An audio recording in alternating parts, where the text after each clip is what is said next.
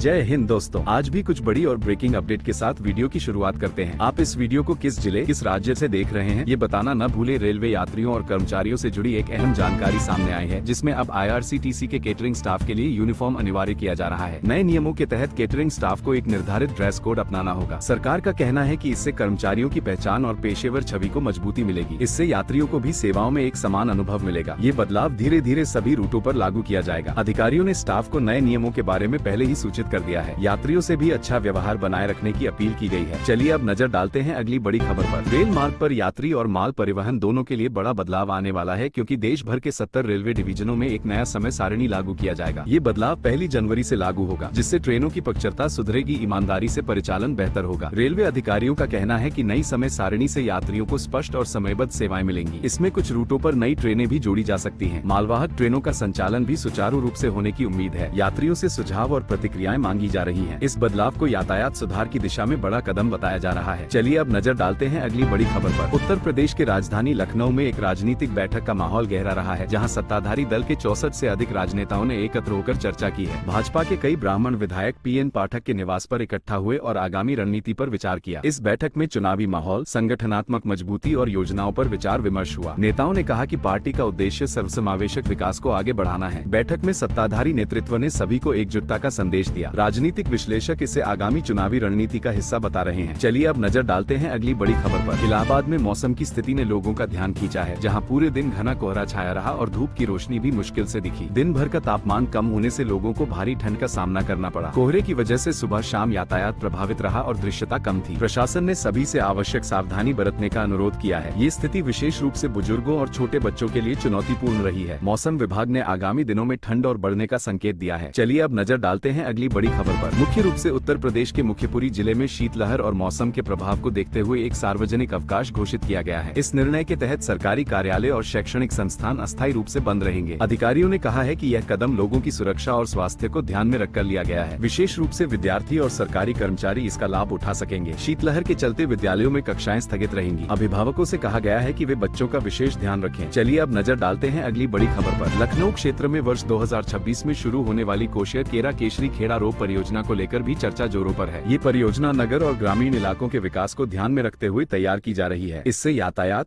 व्यापार और दैनिक घूम फिर में व्यवस्थित बदलाव आने की उम्मीद है। स्थानीय व्यापारियों और नागरिकों ने इसका स्वागत किया है। प्रशासन ने कहा है कि परियोजना के लिए विस्तृत योजना तैयार की जा रही है और जल्दी निर्माण कार्य शुरू होगा। चलिए अब नजर डालते हैं अगली बड़ी खबर पर। दिल्ली NCR में प्रदूषण नियंत्रण के लिए नियंत्रण रूम ने GRAP 4 के अंतर्गत सख्त कदम उठाने की घोषणा की है। इसके तहत उन गतिविधियों पर प्रतिबंध लगाया जाएगा जो वायु गुणवत्ता को और बिगाड़ सकती है। वाहन नियम, निर्माण कार्यों और औद्योगिक गतिविधियों पर निगरानी तेज की जाएगी। अधिकारियों ने कहा है कि प्रदूषण की गंभीरता को देखते हुए ये कदम आवश्यक है। आम जनता से संयम बरतने की अपील की गई है। स्कूलों और कार्यालयों को भी सलाह दी जा रही है कि वे आवश्यक सुरक्षा उपाय अपनाएं। चलिए अब नजर डालते हैं अगली बड़ी खबर पर। देश भर में ठंड और घने कोहरे का असर अब रेल यातायात पर साफ दिखाई देने लगा है। कई प्रमुख रूटों पर चलने वाली ट्रेनों की रफ्तार धीमी हो गई है और अनेक ट्रेनें अपने निर्धारित समय से देरी से चल रही हैं। खासतौर पर दिल्ली से हावड़ा मार्ग पर यात्रियों को सबसे अधिक परेशानी का सामना करना पड़ रहा है। रेलवे प्रशासन ने यात्रियों को सलाह दी है कि यात्रा से पहले ट्रेन की स्थिति जरूर जांच लें। कोहरे के कारण दृश्यता कम होने से लोको पायलटों को अतिरिक्त सतर्कता बरतनी पड़ रही है। रेलवे का कहना है कि सुरक्षा को प्राथमिकता देते हुए परिचालन किया जा रहा है। यात्रियों से सहयोग की अपील की गई है। चलिए अब नजर डालते हैं अगली बड़ी खबर पर। केंद्रीय सड़क परिवहन मंत्री नितिन गडकरी ने दिल्ली के बढ़ते प्रदूषण को लेकर चिंता जताई है। उन्होंने कहा कि दिल्ली की हवा में मौजूद प्रदूषण के कारण उन्हें एलर्जी जैसी समस्याओं का सामना करना पड़ता है। मंत्री ने साफ शब्दों में कहा कि प्रदूषण केवल राजनीतिक मुद्दा नहीं बल्कि स्वास्थ्य से जुड़ा गंभीर विषय है। उन्होंने वैकल्पिक ईंधन और इलेक्ट्रिक वाहनों को बढ़ावा देने पर जोर दिया। गडकरी ने कहा कि जब तक सभी मिलकर प्रयास नहीं करेंगे तब तक समस्या का समाधान संभव नहीं है। उन्होंने राज्यों और नागरिकों से जिम्मेदारी निभाने की अपील की। दिल्ली की हवा को लेकर यह बयान एक बार फिर बहस का विषय बन गया है। चलिए अब नजर डालते हैं अगली बड़ी खबर पर। ग्रेटर नोएडा और यमुना एक्सप्रेसवे क्षेत्र के किसानों ने अपनी मांगों को लेकर बड़ा कदम उठाने का ऐलान किया है। किसानों ने 0 पॉइंट पर महापंचायत के बाद लखनऊ कूच की घोषणा की है। उनकी मांगों में मुआवजा, पुनर्वास और विकास से जुड़ी कई प्रमुख बातें शामिल हैं। किसान नेताओं का कहना है कि लंबे समय से उनकी समस्याओं को नजरअंदाज किया जा रहा है। प्रशासन ने स्थिति पर नजर बनाए रखी है और सुरक्षा व्यवस्था बढ़ा दी गई है। किसान संगठनों का दावा है कि यह आंदोलन पूरी तरह शांतिपूर्ण रहेगा। आने वाले दिनों में यह मुद्दा और गर्मा सकता है। चलिए अब नजर डालते हैं अगली बड़ी खबर पर। प्रयागराज में माघ मेले को लेकर प्रशासन ने विशेष व्यवस्था की है। स्नान पर्वों के दौरान संगम स्टेशन को अस्थायी रूप से बंद रखने का निर्णय लिया गया है। इससे श्रद्धालुओं की भीड़ को नियंत्रित करने में मदद मिलेगी। वहीं हिंडन एयरपोर्ट से विशेष उड़ानों की व्यवस्था की गई है ताकि यात्रियों को वैकल्पिक सुविधा मिल सके। प्रशासन का कहना है कि सुरक्षा और व्यवस्था दोनों प्राथमिकता है। श्रद्धालुओं से अपील की गई है कि वे यात्रा से पहले सभी निर्देशों की जानकारी प्राप्त कर लें। माघ मेले को लेकर प्रशासन पूरी तरह अलर्ट मोड में है। चलिए अब नजर डालते हैं अगली बड़ी खबर पर। झारखंड की राजधानी रांची में बड़ा तालाब क्षेत्र को लेकर चौंकाने वाला खुलासा हुआ है। ड्रोन मैपिंग के दौरान ये सामने आया कि तालाब की लगभग 36 एकड़ जमीन गायब हो चुकी है। इस रिपोर्ट के बाद प्रशासन में हड़कंप मच गया है। प्रारंभिक जांच में अतिक्रमण की आशंका जताई जा रही है। अधिकारियों ने मामले की विस्तृत जांच के आदेश दे दिए हैं। तालाब क्षेत्र की सुरक्षा और संरक्षण को लेकर अब सख्त कदम उठाए जाने की तैयारी है। यह मामला पर्यावरण संरक्षण से भी जुड़ा हुआ माना जा रहा है। चलिए अब नजर डालते हैं अगली बड़ी खबर पर। उत्तर प्रदेश में ग्रामीण आबादी से जुड़े एक नए कानून को लेकर चर्चा तेज हो गई है, जिसे घरौनी कानून कहा जा रहा है। इस कानून के तहत गाँवों में रहने वाले लोगों को अपनी जमीन का वैध दस्तावेज मिलेगा। इससे ग्रामीणों को बैंक से ऋण लेने में आसानी होगी। सरकार का कहना है कि इससे ग्रामीण अर्थव्यवस्था को मजबूती मिलेगी। घरौनी दस्तावेज मिलने से भूमि विवादों में भी कमी आएगी। विशेषज्ञ इसे ग्रामीण विकास की दिशा में बड़ा कदम मान रहे हैं। ग्रामीण क्षेत्रों में इस योजना को लेकर उत्साह देखा जा रहा है। चलिए अब नजर डालते हैं अगली बड़ी खबर पर। कानपुर को हरित शहर बनाने की दिशा में एक बड़ी पहल की जा रही है। मकसूदाबाद जोन में शहर का पहला सिटी फॉरेस्ट विकसित किया जा रहा है। इस परियोजना से लगभग 10 लाख लोगों को हरियाली का लाभ मिलेगा। प्रशासन का कहना है कि इससे वायु गुणवत्ता में सुधार होगा और तापमान संतुलन में मदद मिलेगी। स्थानीय नागरिकों ने इस पहल का स्वागत किया है। सिटी फॉरेस्ट में देशी पौधों और जैव विविधता पर विशेष ध्यान दिया जाएगा। ये परियोजना शहरी पर्यावरण सुधार की मिसाल बन सकती है। चलिए नजर डालते हैं अगली खबरों पर। केंद्र सरकार ने अरावली पर्वतमाला को लेकर बड़ा और सख्त फैसला लिया है। सभी राज्यों को निर्देश दिया गया है कि अरावली क्षेत्र में नए खनन पट्टे पूरी तरह प्रतिबंधित किए जाएं। सरकार का कहना है कि अवैध और अनियंत्रित खनन से पर्यावरण को भारी नुकसान हो रहा है। अरावली क्षेत्र भूजल संरक्षण और जलवायु संतुलन के लिए बेहद अहम माना जाता है। लंबे समय से पर्यावरणविद इस पर रोक की मांग कर रहे थे। अब इस निर्देश के बाद राज्यों की जिम्मेदारी और बढ़ गई है। आने वाले समय में इस फैसले का बड़ा असर देखने को मिल सकता है। चलिए अब नजर डालते हैं अगली बड़ी खबर पर। प्रयागराज में रेलवे संचालन से जुड़ा एक अनोखा मामला सामने आया है। एक लोको पायलट ने ड्यूटी के निर्धारित समय पूरा होने के बाद ट्रेन चलाने से इनकार कर दिया। इसके चलते मालगाड़ी लगभग 1 घंटे तक ट्रैक पर खड़ी रही। पायलट का कहना था कि नियमों के अनुसार वह अतिरिक्त समय तक ट्रेन नहीं चला सकता। रेलवे अधिकारियों ने बाद में वैकल्पिक व्यवस्था कर ट्रेन को आगे बढ़ाया। इस घटना ने रेलवे में कार्य समय और नियमों पर बहस छेड़ दी है। मामले की रिपोर्ट उच्च अधिकारियों तक भेज दी गई है। चलिए अब नजर डालते हैं अगली बड़ी खबर पर। उत्तर प्रदेश में क्रिसमस के दिन मौसम ने एक बार फिर करवट ली है। राज्य के कई जिलों में घना कोहरा और ठंड का प्रकोप देखने को मिल रहा है। मौसम विभाग ने 50 से अधिक जिलों के लिए चेतावनी जारी की है। दृश्यता बेहद कम होने से सड़क और रेल यातायात प्रभावित हो रहा है। स्कूल जाने वाले बच्चों और बुजुर्गों को विशेष सावधानी बरतने की सलाह दी गई है। प्रशासन ने भी अलर्ट जारी करते हुए जरूरी इंतजाम किए हैं। ठंड और कोहरे का ये दौर अगले कुछ दिनों तक जारी रह सकता है। चलिए अब नजर डालते हैं अगली बड़ी खबर पर। प्रयागराज से इलेक्ट्रिक बस सेवा को लेकर अच्छी खबर सामने आई है। प्रयागराज से 4 जिलों के लिए 6 इलेक्ट्रिक बसों का संचालन शुरू कर दिया गया है। ये बसें अयोध्या और वाराणसी जाने वाले मार्गों को भी कवर करेंगी। इससे यात्रियों को सस्ती,